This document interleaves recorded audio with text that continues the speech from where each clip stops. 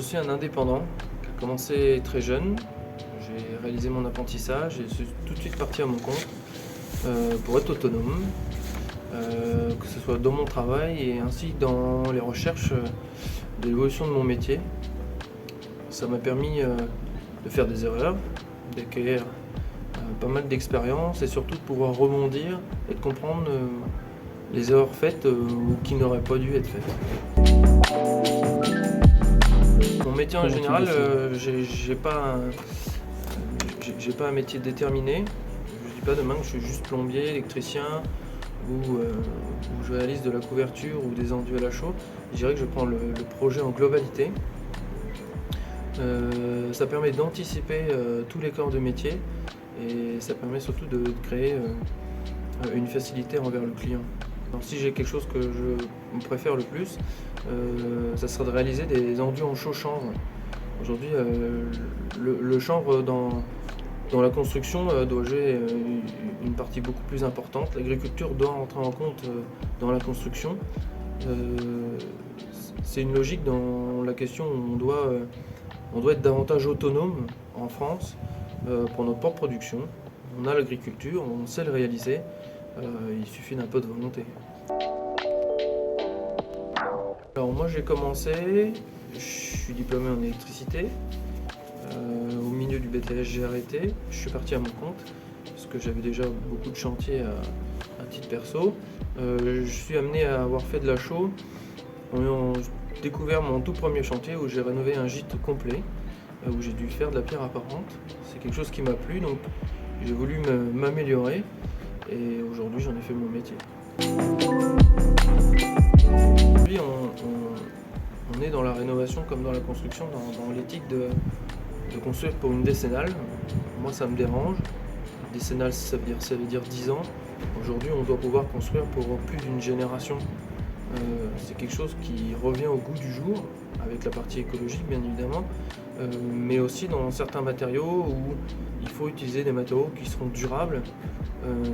Ils ne rentreront pas dans l'écologie, mais ils permettront de s'inscrire dans le temps et surtout de s'inscrire un peu dans l'histoire. Moi je suis entrepreneur. Je suis en société avec ma femme, elle est associée dans l'entreprise. On décide aujourd'hui que le monde salarial est un problème en France, c'est une partie très fermée. Aujourd'hui on ne peut pas avoir des salariés qui coûtent plus cher que le gérant dans la société, c'est techniquement pas possible. Le marché de l'apprentissage est très compliqué. Aujourd'hui le chaux chanvre, que ce soit les enduits à la chaux, que ce soit le fait de pouvoir remonter de la pierre, c'est quelque chose qu'on ne voit pas à l'école. Aujourd'hui, moi je décide de réaliser ces formations-là et de les mettre en œuvre pour pouvoir faire découvrir aux gens que le cadre de l'école n'est pas toujours la bonne solution, ou n'est pas forcément complet, ce qui permet de découvrir, d'apprendre, et il faut toujours persévérer et réessayer. Je suis assez peu proche de la norme, de toute l'application de la norme. Il n'y a pas de norme aujourd'hui pour créer une dalle à la chaux, pour faire un enduit à la chaux. Si on juge que l'enduit est suffisamment costaud, correctement appliqué et qui traverse le temps, alors pour moi la norme elle est déjà faite. Aujourd'hui, moi j'ai jamais été embauché, j'ai été en apprentissage, j'avais déjà énormément de liberté dans mon travail. Aujourd'hui, je me qualifie en tant qu'entrepreneur. Je ne suis pas un artisan, je ne suis pas ciblé sur un métier précis, je ne le fais peut-être pas à la perfection, mais l'ajout de tous mes corps de métier me permet d'avancer, de créer une facilité pour le client, mais le fait que je contrôle tous les corps de métier me donne une souplesse aussi importante. Tous les devis peuvent être signés et on peut toujours modifier en cours si on a la capacité de comprendre tout ce qu'on réalise et surtout l'enchaînement qui crée une facilité et c'est toujours une découverte, tous les chantiers sont différents. Il y a beaucoup de matériaux qui ont beaucoup été oubliés, la chaux a été beaucoup oubliée, comme c'est souvent le cas où un nouveau matériau prend le dessus sur l'ancien. On a mis le ciment à toutes les sauces malheureusement.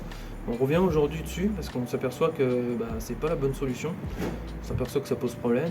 On s'aperçoit que dans le bâti ancien, il n'a pas beaucoup sa place. La chaux, on l'utilise depuis toujours. Aujourd'hui, on a aussi la possibilité d'avoir des qualités de chaux qui permettent de modifier, d'agencer beaucoup plus de choses complexes, de faire des finitions beaucoup plus précises et surtout de redonner vie à nos vieux bâtis. Il faut être patient. L'argent n'est pas toujours la solution. Moi, j'ai passé beaucoup de chantiers à faire des choses sans que l'argent soit le moteur, en tout cas. J'ai plusieurs chantiers où j'ai des petits chantiers, je réalise des chantiers qui vont de 150 à 200 000 euros, voire plus. Aujourd'hui, c'est pas pour ça que je prends pas des petits chantiers. Il y a quand même des chantiers qui me portent avantage à cœur. J'ai un petit devis à réaliser à Vézelay, qui est juste un endroit magnifique, dans un bâtiment où on n'a jamais eu l'eau courante. Donc je serai le premier à l'installer dans ce bâtiment, donc le cadre est quand même assez magique. J'ai jamais réalisé de formation, j'ai toujours fait au fur et à mesure. J'ai surtout cherché à chaque fois dans la manière dont je travaillais et dans la manière d'appliquer les enduits, de réaliser le chaud-chambre. Avant d'arriver à faire quelque chose de correct, on a fait énormément d'essais sur les proportions. J'ai été volontairement fait exprès de mettre une proportion de sable trop importante ou pas assez en chaud, d'essayer de l'appliquer, voir ce qui se passe, ça fonctionne, ça ne fonctionne pas. C'était pareil sur le chaud-chambre, ça nous a permis de déterminer des temps de séchage, des proportions plus intéressantes que d'autres, parce que la partie théorique fait une bonne base, mais une application a toujours plus de valeur. Il faut faire des erreurs pour pouvoir en combler d'autres. On va refaire, on recommencera sûrement les mêmes erreurs. Il faut pouvoir évoluer. Les enduits à la chaux ne sont pas forcément faciles. Aujourd'hui, il fait très froid. Quand il fera très chaud, ça sera aussi très compliqué. C'est une volonté d'intervenir dans des bâtiments relativement anciens. Plus il est ancien, mieux c'est. Si j'ai une catégorie de bâtiments où je préfère intervenir, en 1500 et quelques, on a fait des choses, je dirais, plus recherchées, ce qui n'a pas été le cas après. La maison en colombage aujourd'hui est pour moi une alternative, plus que la maison en ossature bois, qui pose réellement des problèmes de dépollution. Aujourd'hui, on la met moins en œuvre, je dirais, pour des questions de pratique. On a très peu de charpentiers. Les maçons n'ont pas appris ce montage-là, donc c'est, je dirais, assez difficile. Pour moi, physiquement, il évolue pas beaucoup. Je suis toujours resté sur l'utilisation de matériaux relativement simples, un simple échafaudage, des matériaux plutôt simples. On va projeter à la main, on va le faire au fur et à mesure, il faut prendre le temps. Aujourd'hui, j'évolue pas comme peut-être certaines entreprises où on va avoir davantage d'outils mécaniques, d'outils motorisés. Le but, c'est toujours de faire quelque chose d'intelligent et je dirais de rechercher, moins on pollue et c'est une bonne chose. C'est surtout sur le choix de mes matériaux où je vais utiliser les matériaux qui ont le moins de plastique, même pour la contenance, que ce soit pour l'approvisionnement, que ce soit pour le transport.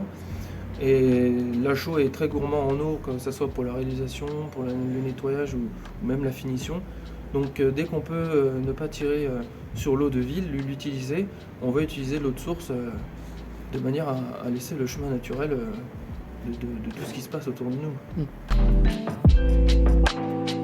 Aujourd'hui, je pense que dans 5 ans, j'aurais peut-être acheté une ou deux choses qui m'aideront un petit peu plus, vu que je suis tout seul et qu'il faut être autonome.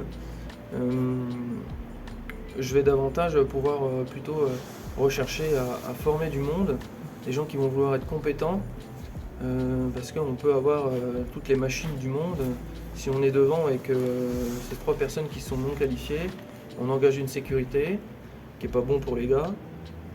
Le chantier n'avancera pas plus vite et c'est surtout que notre résultat, on est sûr qu'il sera très mauvais. En 2022, aujourd'hui, c'est difficile d'être artisan. Moi, je suis resté individuel, donc aujourd'hui, j'ai pas eu un exemple de problème de trésorerie ou autre. On n'a pas cessé de travailler. Pour nous, il n'est pas question qu'on reste à la maison ou qu'on soit en arrêt. On n'a pas d'arrêt de travail ou il n'est pas question d'en avoir. C'est une question de tous les jours. Il y a une question aussi, il faut savoir se reposer. Quand le dos est chargé ou autre, il faut savoir se mettre au calme. Le fait de rester aujourd'hui individuel nous permet de faire ces choses-là. On peut très bien aller travailler le dimanche, aller de se reposer le mercredi si le corps a besoin. Ça nous permet d'avancer. Nous aujourd'hui, on ne prend jamais de vacances. C'est vraiment une volonté de toujours vouloir avancer. On est pressé par le temps, il y a toujours beaucoup de demandes, mais on fait aussi la part des choses. Alors, quelqu'un qui voudrait se lancer demain dans l'éco-construction, il faut qu'il ait du courage. Il va avoir tout et n'importe quoi. Il faut penser que le meilleure mise en scène et la meilleure façon d'obtenir les matériaux, je dirais biosourcés, où on est capable de les réaliser sans toute une pollution qu'on est capable d'engendrer, c'est d'acheter le matériau au plus court. Il faut toujours qu'il soit acheté au plus court du producteur, le moins transformé, et on s'aperçoit que c'est les matériaux qui marchent le mieux. Aujourd'hui, pour quelqu'un qui voudrait se lancer dans une construction ou autre, je le conseille surtout fortement de démarrer en auto-entrepreneur. C'est quand même quelque chose qui permet de se lancer. Une société, c'est compliqué. J'aurais jamais pu me lancer en société directement, que ce soit pour l'achat du matériel, que ce soit pour la clientèle. Ça permet de démarrer gentiment. C'est pas vu, moi, aujourd'hui, comme un point négatif. Aujourd'hui, je prends des auto-entrepreneurs. Plus que des salariés, ce sera des gens qui seront autonomes. Et ce sera des gens qui auront une responsabilité. Pour la question qu'ils se lèveront le matin pour gagner de l'argent et tout n'arrivera pas par miracle.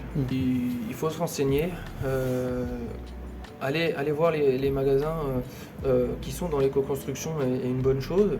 Nous, on a à Nevers quelque chose de très bien avec Éco-Matériaux. Ce sera quelqu'un de recherché, qui va prendre le temps pour ses clients.